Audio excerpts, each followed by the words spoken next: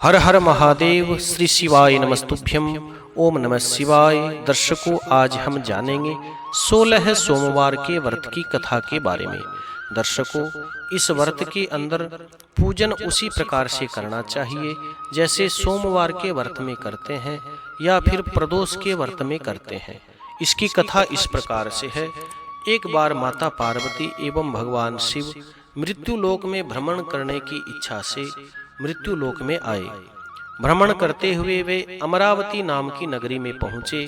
वहां का राजा भगवान शिव का परम भक्त था। उसने भगवान शिव का एक बहुत विशाल मंदिर बनवाया था।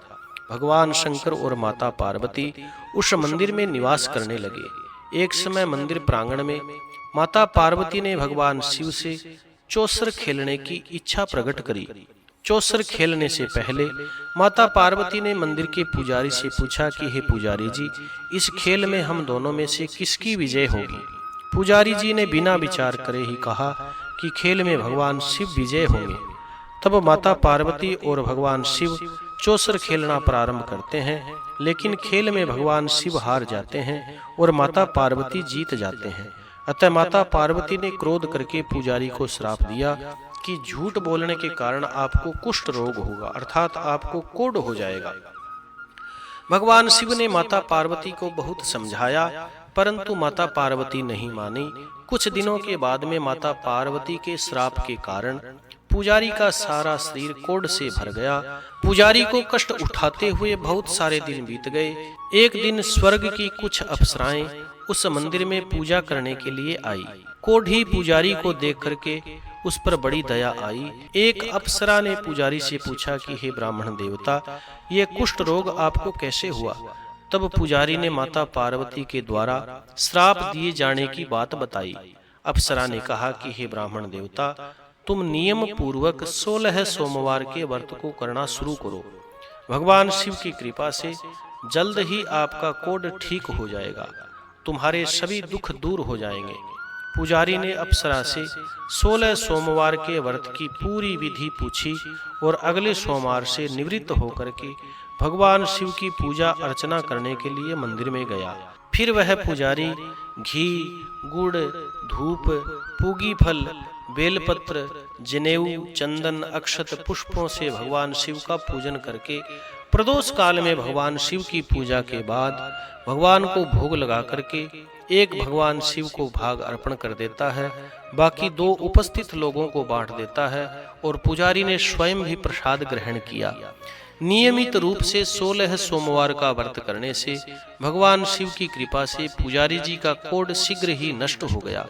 कुछ दिनों के बाद में भगवान शिव एवं माता पार्वती भ्रमण करते हुए उसी मंदिर में वापस आते हैं।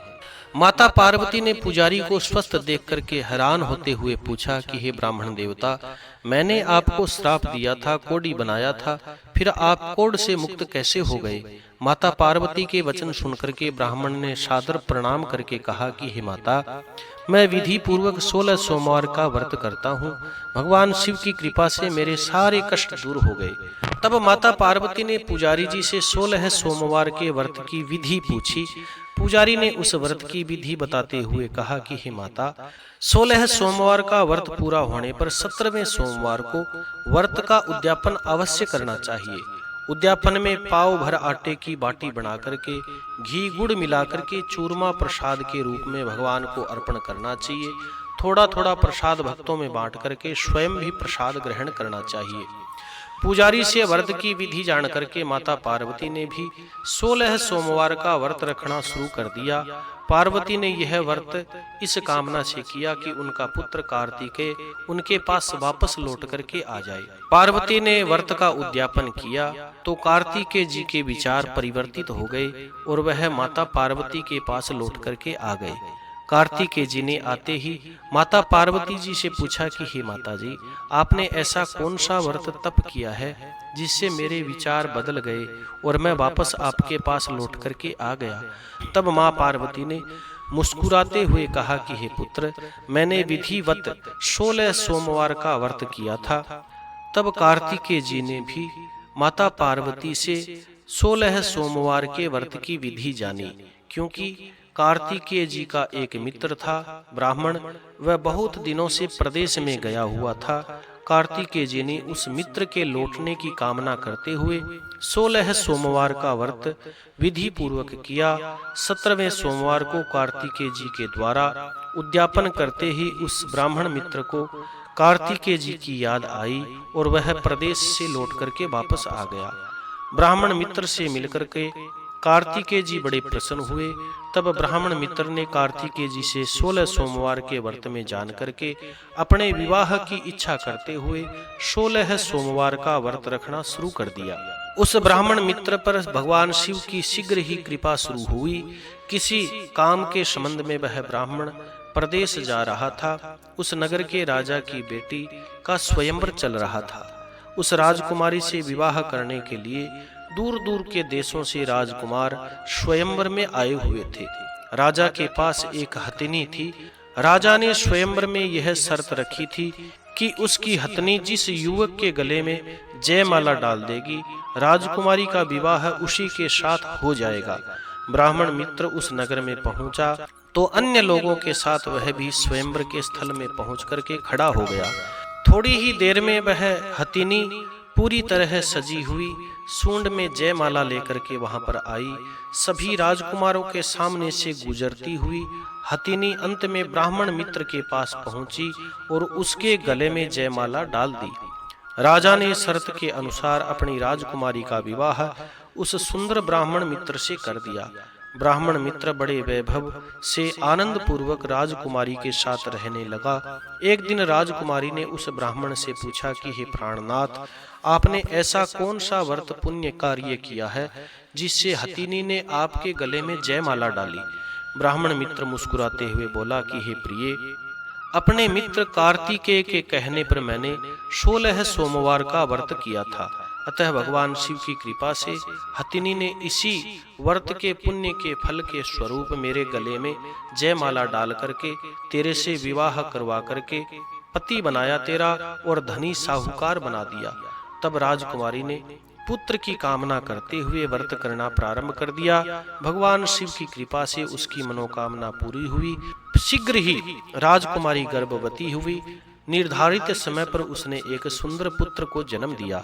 वह पुत्र 16 वर्ष का हुआ तो अपनी माँ से पूछा कि हे माँ, आपने ऐसा कौन सा व्रत पुण्य किया जिससे मेरा जन्म इस संपन्न परिवार में हुआ? तब अपनी माता के वचन सुनकर के मन ही मन वह बड़ा प्रसन्न हुआ। अतः उसने भी राजा बनने की कामना करते हुए 16 सोमवार का व्रत करना प्रारंभ कर दिया। 17वें सोमवार को व्रत का उद्यापन करने के 2 दिन बाद ही भगवान शिव की कृपा से उनके पास एक राज्य के कुछ सैनिक घूमते हुए आते हैं। सैनिकों के मुखिया ने उसे देखा, फिर उसके परिवार के संबंध में कुछ बातचीत करी। बातचीत करने के बाद में मुखिया उसे अपने साथ लेकर के गया। उस राज्य का राजा बहुत बूढ़ा हो गया था। उसे अपनी बेटी के लिए ऐसे युवक की आवश्यकता थी जो राजकुमारी से विवाह करके उसका राज्य संभाल सके। उसने राजकुमारी से उसका विवाह कर दिया। कुछ महीनों के बाद ही उसकी मृत्यु हो गई और उसे राजा बना दिया गया। 16 सोमवार का व्रत करने की मनोकामना पूरी हुई। राजा बनकर के भी ब्राह्मण पुत्र 16 सोमवार के व्रत की विधि करता रहा और भगवान शिव की कृपा प्राप्त करता रहा। एक बार वह 17वें सोमवार को जब उस ब्राह्मण पुत्र राजा को व्रत का उद्यापन करना था तो उसने अपनी पत्नी को पूजा की सामग्री लेकर भगवान शिव के मंदिर में पहुंचने का आदेश दिया। तब उसकी पत्नी ने लापरवाही करते हुए पूजा की सामग्री किसी सैनिक के साथ मंदिर में भेज दी और स्वयं पूजा के लिए मंदिर में नहीं गई। रानी की इस अवहेलना से भगवान शिव रुष्ट हो गए। तभी मंदिर में आकाशवाणी हुई कि हे राजन, तुम्हारी पत्नी बहुत भाग्यहीन है, उसे तुरंत ही अपने महल से निकाल दो, नहीं तो तुम्हारा सर्वस्व नाश हो जाएगा। आकाशवाणी सुनकर के राजा भयभीत हो गया और उसने तुरंत ही रानी को राजमहल से बाहर निकाल दिया। चलते चलते रानी एक नगर में पहुंची। रास्ते में उसे एक बुढ़िया मिली। वह बुढ़िया सूत का गट्ठर लेकर के बेचने जा रही थी। सूत का गट्ठर भारी होने के कारण उस बुढ़िया से उठ नहीं रहा था। बुढ़िया ने रानी से उस गट्ठर को उठा करके चलने के लिए कहा। रानी गट्ठर सिर पर रख करके चली, लेकिन अभी वह कुछ दूर ही चली थी कि तभी तेज आंधी आई। आंधी में बुढ़िया माता का सारा सूत उड़ गया। अतः बेचारी उस रानी के और अपने भाग्य को कोसती हुई वापस अपने घर पर आ जाती है। रानी चलते चलते एक तेली की दुकान पर पहुंची तो भगवान शिव के कोप से तेली के सारे तेल के मटके फूट गए। तेली ने उसे मनहूस जान करके भला बुरा कहते हुए दुकान से भगा दिया। तब अपने भाग्य को कोसती हुई भूखी रानी आगे चल पड़ी। रास्ते में उसे बहुत तेज प्यास लगी। तब वह एक सरोवर पर पानी पीने के लिए सीढ़ियां उतरी। जैसे ही उसने पानी को स्पर्श किया, तुरंत उसमें कीड़े मकोड़े तैरने लगे। प्यास से उसका हाल बुरा हो गया। तेज धूप से बचने के लिए रानी एक घने पेड़ के नीचे बैठी तो पलक झपकते ही उस पेड़ के सारे पत्ते सूखने लगे, टूट टूट करके बिखरने लगे। रानी दूसरे पेड़ के नीचे बैठी, उस पेड़ के भी सारे पत्ते टूट करके बिखर गए। समीप ही कुछ चरवाहे गाय चरा रहे थे तो उन्होंने बिना पथ झड़के पेड़ों के पत्ते झड़ते हुए देखा तो रानी को मनहूस जान करके उसे पकड़ करके समीप के मंदिर में एक पुजारी के पास ले गए। उन्होंने मनहूस उस रानी की बातें पुजारी से कही। पुजारी ने रानी को मंदिर में रख लिया, लेकिन रानी जब भी भोजन बनाती वह तुरंत ही सड़ जाता। जल भर करके लाती तो उसमें कीड़े तैरने लग जाते। तब पुजारी ने पूछा कि हे पुत्री, तेरे से ऐसी कौन सी भूल हुई है जो भगवान शिव तेरे से इतने रुष्ट है, इतने कष्ट दे रहे हैं। रानी ने पति के आदेश पर पूजा की सामग्री स्वयं न ले जाकर सैनिक के हाथ मंदिर भेजने की सारी कथा पुजारी को सुनाई। इस पर पुजारी ने सोच करके कहा कि हे पुत्री, तुम 16 सोमवार का व्रत करो, भगवान शिव तुम्हारे सारे कष्ट दूर करेंगे। रानी ने विधि पूर्वक 16 सोमवार के व्रत को करना शुरू किया। 17वें सोमवार को रानी ने व्रत का उद्यापन किया। व्रत करने से भगवान शिव प्रसन्न हुए। उनकी कृपा से ब्राह्मण पुत्र राजा के मस्तक में रानी को वापस लेकर के आने का विचार उत्पन्न हुआ। राजा ने तुरंत ही सैनिक को बुला करके रानी को ढूंढ करके लाने का आदेश दिया। सैनिक नगर नगर रानी को ढूंढते हुए उस मंदिर के पुजारी के पास पहुंचे। रानी को पहचान करके उन्होंने राजा की आज्ञा सुनाई। पुजारी ने कहा कि मैं रानी को ऐसे नहीं भेजूंगा, राजा स्वयं यहाँ आकर के रानी को सम्मान के साथ लेकर के जाएं। तब राजा स्वयं पुजारी के पास पहुंच करके आदर पूर्वक कहा कि हे महाराज, जो यह काम करने वाली बाईजी आपके आश्रम में रहती है वह मेरी पत्नी है। शिवजी के कोप से मैंने इसको त्याग दिया था। अब इस पर भगवान शिव का कोप शांत हो गया, भगवान शिव प्रसन्न हो गए, इसीलिए मैं इसे लेने के लिए आपके पास वापस आया हूँ, आप आज्ञा दें। पुजारी जी की आज्ञा पाकर के रानी राजा के साथ महल में आती है और मंगल गान होने लगते हैं। ब्राह्मणों ने विविध वेद मंत्रों का उच्चारण करके अपनी राजरानी का आवाहन किया। ऐसी अवस्था में रानी ने पुनः राजधानी में प्रवेश किया। राजा ने अनेक प्रकार से ब्राह्मणों को दान देकर के संतुष्ट किया। इस प्रकार से राजा शिवजी की कृपा का पात्र हो गया। राजधानी में रानी के साथ अनेक तरह के सुखों का भोग करते हुए आनंद से जीवन बिताने लगा। ऐसे ही जो मनुष्य भक्ति से 16 सोमवार का व्रत इत्यादि करता है वह इस लोक के सभी सुखों को भोग करके अंत में भगवान शिव के धाम को प्राप्त करता है। ओम नमः शिवाय। श्री शिवाय नमस्तुभ्यम।